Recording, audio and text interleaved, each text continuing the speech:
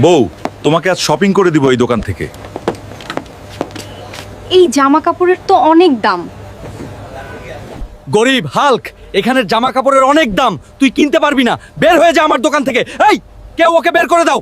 আজ টাকা নাই বলে তুই আমাকে অপমান করলি, যা তোর থেকে অনেক বড় ধনী এবং টাকাওয়ালা হয়ে তোরে আমি দেখাবো ইনশাআল্লাহ। হে আল্লাহ, আমি গরিব বলে ওরা আমাকে দোকান থেকে বের করে দিল। হে আল্লাহ, তুমি আমাকে ধনী বানিয়ে দাও। বাঁচাও, বাঁচাও। টেকেরহাট শহরে বিশাল এক দানব হামলা করেছে এবং অনেক মানুষ আহত হয়েছে। যে ওই দানবের হাত থেকে আমাদের বাঁচাতে পারবে তাকে 1 বিলিয়ন টাকা দেওয়া হবে।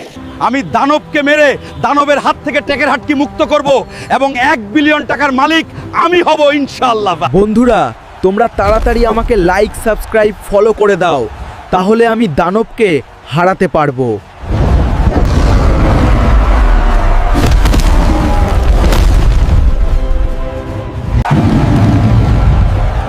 হাল্ক ভাই, আপনাকে অনেক ধন্যবাদ।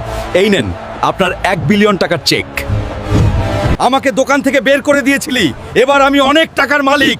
এবার তোকে দেখিয়ে দিব আমার কত টাকা না। গরিব হাল্ক, তুই আবারও আইসর।